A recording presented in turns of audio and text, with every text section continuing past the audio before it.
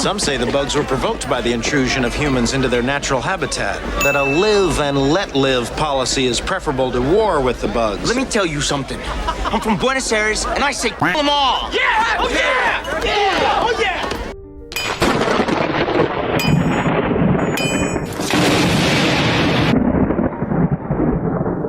Andy. Yeah? What did Han Solo say to Chewbacca during the Devil's Threesome? I don't know. What did he say, Kahuna? Punch it, Chewie.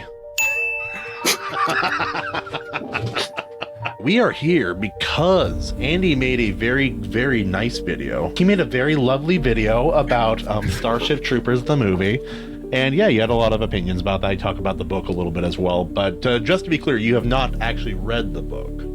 No, sir. The first taste of the novel was what I read at the end of my video, which you can get the link in the description down below. One thing I noticed from the book, they used parentheses, so it's like a product of this time. That was very cool to see. And for those watching, Kahuna's my resident expert because he read the book.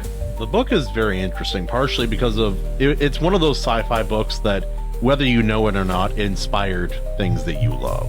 Like a whole bunch of sci-fi. It's one of the first sci-fi books to use power armor in the way that we imagine power armor. The movie's a ton of fun, but the book was a very serious kind of story, and it was about family and loss and military philosophy and what it means to be like people are still people even in the far-flung future, and what it means to be a soldier, and what is heroism, and what should it cost you, and what should it earn you, and is that worth it to you?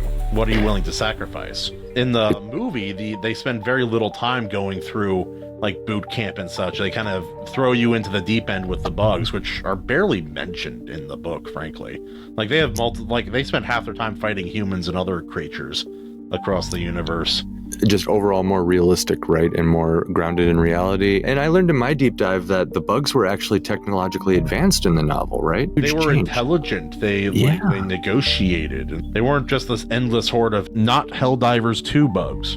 But the thing is, whether you watch the movie or whether you read the book, they're so different, but they're both a bedrock of inspiration for a whole bunch of things that we love. Helldivers 2 could not exist without this movie. It's obnoxious, like satirical kind of rhetoric.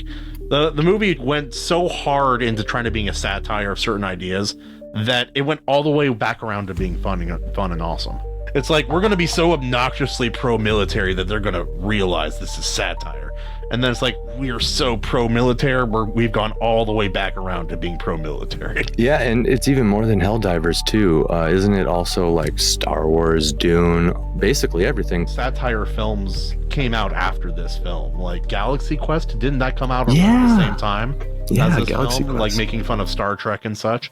Never give up, never surrender. We went through the book of Golden Sun recently, and there's a scene after they have their Iron Rain, and they're using star shells to jump over hills and like try to avoid enemy artillery. It's like, well, we have power armor and we're all capable like killers, but if the space battle goes very poorly, they will bombard us from orbit, and there is not a single lick we can do about it.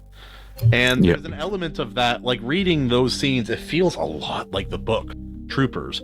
If you notice watching the movie, they don't have power armor. They're basically Imperial Guard from 40K. They're not doing well. Things are bad. Maybe some of them could have looked like this based on what the book's description, but most of it, like, there were different kinds of power armor in the books, and like they would have, some could fly, but most could just jump and then land safely. It's kind of between this image here and the one on the right here, these two on the left. Right? Yeah. It's kind of closer to how I imagined them. The even more basic models. Like this here, this could be it, but that's not how I imagine it when I read it. Right. It sounds like a harness. Like a smaller, like lighter, more airborne version of the suits from Avatar, the blue, like Pandora Avatar. This looks like it could be close too. That could be close. And again, different art depicts it in different ways. Based on everybody's imagination here, it kind of looks like it's leaning a little bit towards Halo. Yeah, some of it for sure. And Halo was definitely inspired by this book as well. Oh, yeah. 100% it was. And let's keep in mind that this book came out in 1959. So reading portions of this book feels more like listening to a David Goggins book talking about him going through training for Navy SEALs or for Army Ranger School and all of that. This book was published in 1959, like at the end of the 1950s. So you had a whole bunch of things going. You had the Korean War, the Vietnam War was starting. And so there were a lot of ideas about war and what it should mean. And the world was kind of undergoing this process that it started with at the end of World War I and has kind of continued up until this day. It's like, with modern technology and modern people, can we continue the barbaric tradition of all of human history of having war? Is war something we can still do? And it's like, how do you balance modern ideas of peace and love with the human instinct to kill one another for any variety of reasons, some good and some bad? And if that sounds very serious when talking about this movie, it's because the movie is nothing like the book. In the book, his dad doesn't die. His mom gets killed, and then his dad, who disapproved of him joining the military because he won't join the family business, ends up joining the military because he's inspired by his son and is called to action to be a responsible citizen by his son joining the military. Holy shit, that's way different. It's completely different. Like, they made the male character Dizzy a female just to create a love quadrangle, I found out. They talk more about working women than they do about any love interests.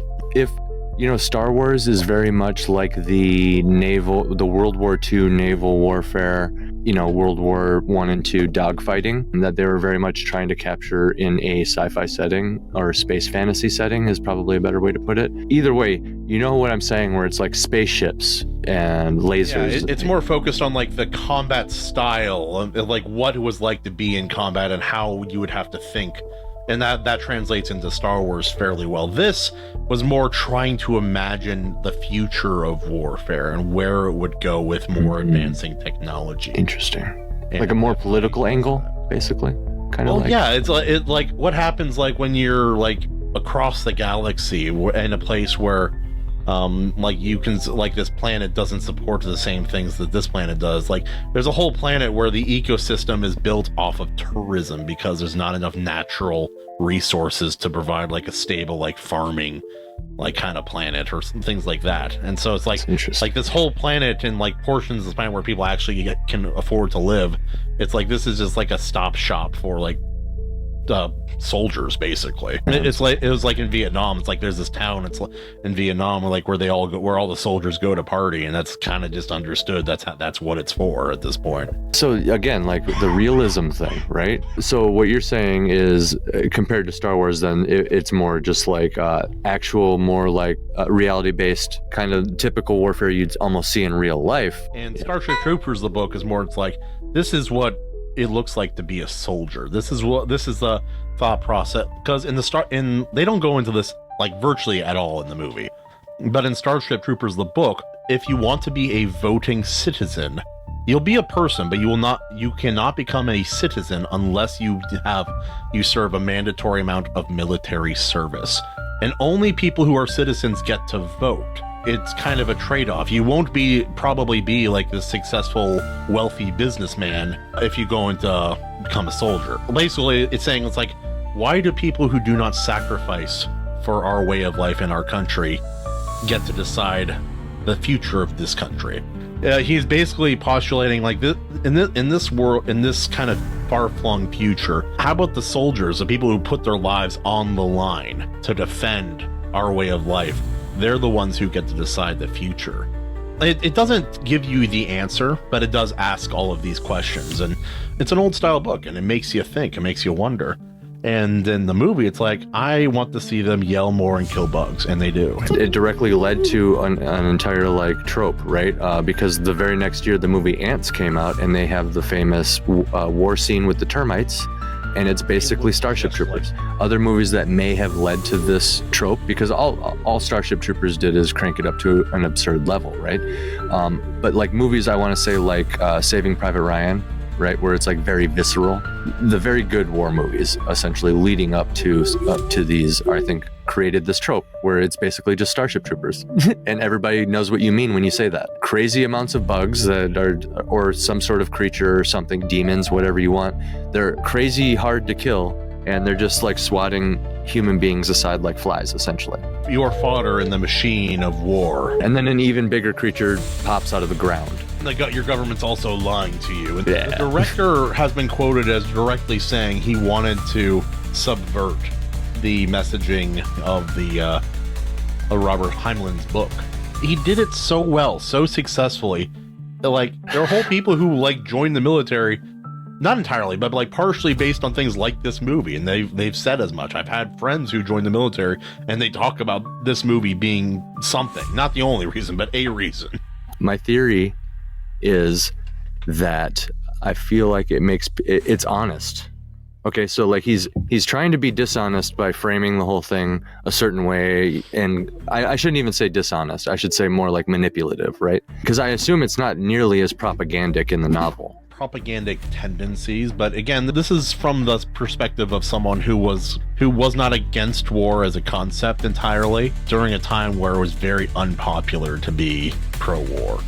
Like very like 1959, like the very end of the 50s, very beginning of the flower power 60s, like make love, not war kind of era. An ironic thing when you have somebody who's avidly anti-war, like the director of Starship Troopers, portraying it in the most brutal sense possible, is he's not necessarily wrong about a lot of the things he's portraying. Yeah, people die really stupid deaths, and like, yeah, sometimes you have leaders that have to make really tough choices, like, I literally have to send this guy to die, right? You know, there's all this subtext there in the movie, but there's something incredibly honest about all that, isn't there? And I think people are like, yeah, you're showing us propaganda, we get it, but then you're also being honest with us about war, and you know what? Kind of gives me a sense of bolstered patriotism. There's whole generations of men that I've met and known that wanted to be a soldier from when they were a child, and I had a little bit of that in me when I was younger. Yeah, and I think another creator that suffers from this is George R.R. Martin. He's extremely anti-war, but because he's trying to be so brutal about it and portray it in such a dark way, it ends up accidentally being cool. They're like, I want to be a knight now, you know, like, oh, when World War III breaks out, I'm getting a suit of armor and a sword, you know. I'll stick with my high-powered alleged force multiplier. So that leads us into our next point here. What did you think about this? Because there's, I believe there's a lot of people on one side of the debate with Starship Troopers that basically they point out that the original author is trying to like compare like the insects to communism and stuff, but like the insects aren't even the only race in the novel. There's like 2 other alien races, and I believe you told me before we started recording that they even fight other humans and stuff like that in the novel. No, there's different fronts. There's different, like, it's a large expanding galaxy, and sorry, but in Starship Troopers, the humans are the good guys. Robert Heinlein created a right-wing society where citizenship is earned through military service, emphasizing direct duty, merit. Men and women, all races unite against communist bugs, but not each other, showcasing equality and the end of racism. Harsh discipline ensures near-zero crime in clean cities. The system operates like a well-oiled machine, and its people are genuinely proud to defend it. Liberals, on the other hand, only seem proud and willing to fight for 2 things: race and gender. So I can see why they'd get confused about who the true heroes are in the story, since the whole concept is alien to them. You're seeing it from the perspective of a soldier. Yeah. And it's more about how you rise and get through the ranks and why the military works the way that it does. There's a lot of things about the military people will say, oh, that's not right, or that's not fair, and they don't understand the why, the specifics, which this book kind of goes into a lot. And it lines up with a lot of books of soldiers who have gone through it in real life, modern day. It's not, the military is not drastically different in many ways from the way that it used to be, like in the 1950s. There's so much overlap that the experience is very transmutable and translatable between then and now. And so the book still hits. I can't help but get the sense that the director read the book, it rubbed him the wrong way, and then he decided to do the exact thing he's accusing the guy of, except times 10. You know what I mean? Yeah, he's like, we're going to show how ridiculous this idea is by exaggerating some of it, the features of it. It's like the whole videos in the beginning, I'm doing my part, I'm doing my part, and then like the little 8-year-old kid, I'm doing my part, and then they all laugh. Oh, you! They went so far. What a great opening! Funny. I know. It became amazing. It's like great. It failed successfully. Quest failed successfully. It's a great example of that, and yeah, and in this, like, the bugs have intelligence, but it's like in the book they were communicating. Yeah, like, yeah, not just brain bugs, like they were advanced. Like, yeah, they had technology. Like, they even reference that in the game, which is pretty much wholly inspired by Starship Troopers, the movie, and that is one of my favorite games, Helldivers 2. Scenes like this are happening all over the galaxy. You could be next. That is, unless you decide to become a hero. So they basically just took Starship Troopers, they made a game. That's how successful the director was at failing. Even in this game, which is making fun, which is doing the same thing as like the government lies all the time. Yeah. It's constantly lying. It's very propaganda. It's like depicting like this nice peaceful Earth neighborhood that when this random bug kills the guy's family. This could be you. You could be next. This could be us, but you plan. Let's be real. The Starship Troopers, the novel, I don't even want to say invented, but like coined, popularized, and solidified the genre of sci-fi military fantasy. That's a fact. It really laid the groundwork for a lot of that moving forward. There wasn't a lot of that before, but sci-fi, for the most part, before that was very much closer to fantasy than it was to the hard sci-fi that we know and love today.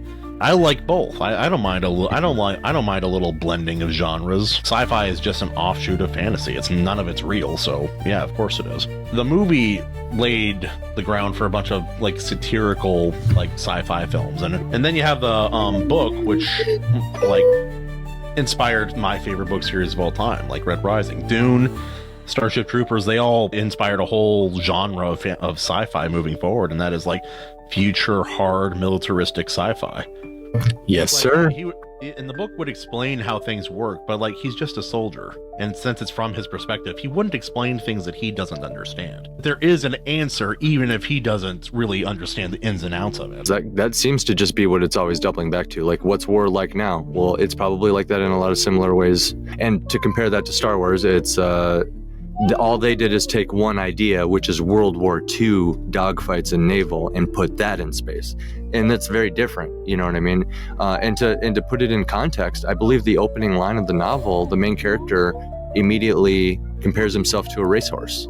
And that's probably just a great like tone to start off with, because the soldiers very much are probably like racehorses. It reads like following a book about a modern special forces person. It's like, yeah, I had basic, I was a grunt, and then like I got recommended for specialty training, and I didn't know if I wanted to do it, but then like I was put in charge during the mission, and I had to do it, and then they decided that qualified me to go do more schooling and more specialty training, which I did, and now I'm qualified to operate these suits, and I can be a partial commander in this squad of this whole thing. It's like progression, but that's how the military works for people who are motivated and capable. And I'm sure Heinlein, as an author in the 50s, very hyper aware of World War II and just military stuff. If he didn't serve himself, I'm not familiar enough with him to know. But yeah, like that would essentially be the fun of the novel. You're like, I'm going to take a private grunt, and the whole point of the novel is to have him rise to this point, which if it's any judged by the movie, it would be like commander or something, right? Or like however high you want this character to rise. Maybe you make him a general or an admiral, or however high you want him to rise. Maybe this is the story of how he becomes like Emperor of Earth or something. He may be like a commander or something. Like, he's just a guy. He's not the guy. It's not Hercules, and it's not just like the chosen one, the prophesied chosen one, but the whole point would to be watch just a guy climb the ranks. That's the point. And then as you climb the ranks, you're just like world building. That's all you do. And that would be the whole story. And then like something crazy happens at the end. That's a good story any way you slice it.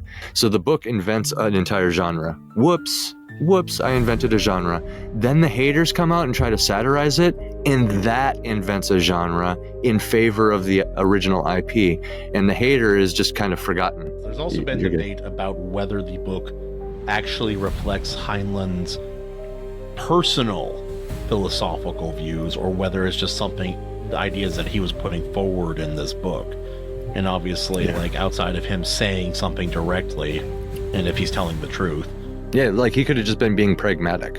And he never really spoke on it in any decisive manner, so it's up to speculation. And so people have basically put him in a box. And I think something that he is definitely pro, like, people may be pro-war or anti-war in general or in specific situations, depending. For me, it really depends. It's something I've thought about a lot in my life. But no, I don't blame the soldiers. The soldiers are, if they're doing their job well, they're doing something dangerous and sacrificial and good.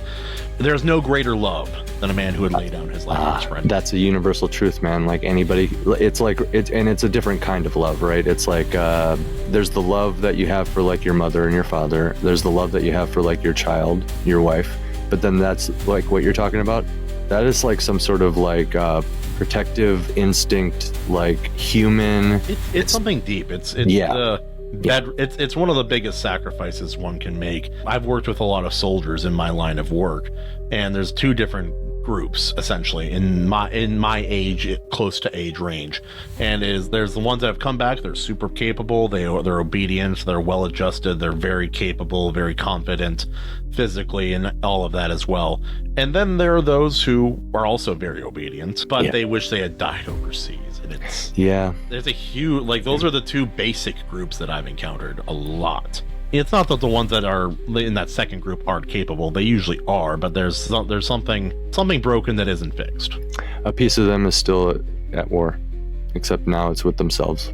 In the movie and in the book, which I appreciate, don't make fun of the soldiers. The soldiers are... That's the other thing, man. You're making fun of soldiers? You're trying to make fun of soldiers? No, the soldiers are going to watch this and be like, based. Yeah, and my grandpa, he talked about his personal experience coming back after Vietnam as well. A lot of his friends, a lot of people he knew came back and were spit on, had gum thrown at their car, had their tires slashed, were called baby killers and like garbage like that. My grandpa, on the other hand, he's from North Dakota. No one ever mistreated him. He was treated very well and was treated with respect, and two kinds of people. All of that. Yeah, just two very different experiences. Sometimes someone will get injured and you'll think, okay, well, they're done for, and then you'll never see them again. But then later you find out that person survived somehow. This book has that happen, and my grandpa, he knew a guy got shot by an anti-vehicle machine gun. It went through his neck and came out the back of his skull. The guy survived. That's my amazing, grandpa met him at a VA, like in a different state years ago. And I was like, oh my Lord, you survived. I cannot believe that. Yeah. Final nail in the coffin. The director was trying to portray all the paraplegics and stuff and all the disabled people from war as some sort of bad thing. But then, the original author and the audience rightfully interpreted it as, no, they're putting these people on the front lines and in recruitment positions in order to deter people from signing up for the wrong reasons, because that's who they want as a voter. That's who they want with stake in the game. This is what it could cost you to be in the, like, this one big cost that is very identifiable possible reality for you. Which is why you can leave whenever you want, because they don't want you anyway. If you want to leave, go. It's a cultural bomb. Even when the haters try to satirize it, it creates more genres. So maybe we'll see a whole nother genre. Mostly beyond that now. I think maybe when the movie first came out, there was a lot of discussion. Maybe when the book first came out. Well, it's hard to say too, because it's like everybody's heard of the movie, but the book started military sci-fi. I think you'll find it morally and philosophically interesting. With that, thanks for listening, everybody. Thanks for checking us out. We'll follow this. Any last words, Kahuna? This has been a special on the Iron Seas with me, the ultimate kahuna, AC Pritchard, the man, the myth, the legend. Watch our regular show every Tuesday at 6:30 PST. Thanks for watching. Woo!